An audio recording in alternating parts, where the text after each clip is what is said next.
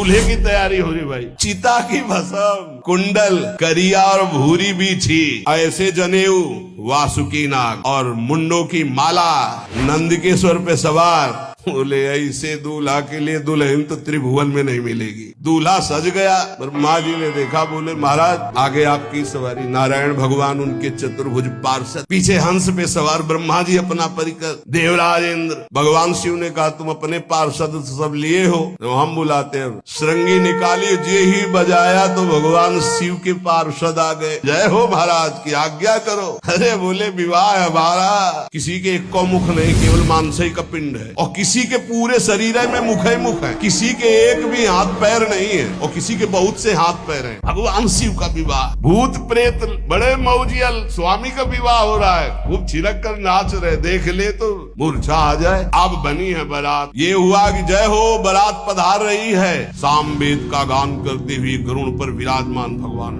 सब हिमालय वासी ओहो धन्य है, यही दूल्हा है, बाराती है। दूल्हा तो भी बहुत सुंदर होंगे, सब देख के लुभायमान हो गए। नारायण परिकर सब, पीछे देखा हंस पर सवार भगवान ब्रह्मा जी, दूल्हा पीछे। गांव के नगर के लोग है ना, ये दूल्हा नहीं, सयाने लोग कहते हैं दूल्हा, दूल्हा तो ये तो ब्रह्मा जी है। देवराज इंद्र, ये दूल्हा नहीं नहीं नहीं, ये दूल्हा नहीं, ये दूल्हे की बाराती। जब सब निकल गए तो बहुत हृदय में आनंद था कि अब दूल्हा के दर्शन होंगे। जो ही दूल्हा की पार्टी आई, जितने अगवाली कर ले आए थे, धोती संभाल के जान बचा के भागे।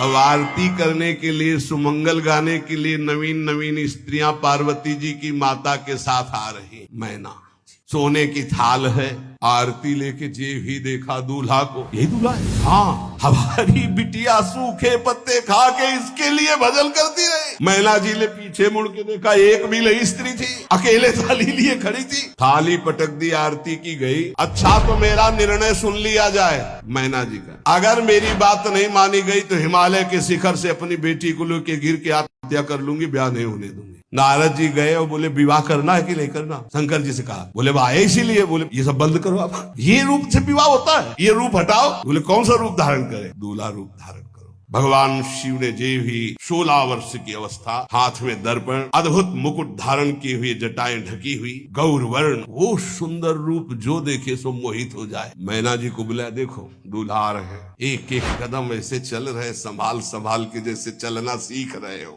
वो सुंदर रूप भगवान शिव का जो देखे सो मोहित। मैना ने कहा, अहो भाग्य, ऐसे दूल्हा। बोले वही हैं जो नंदी पे सवार थे।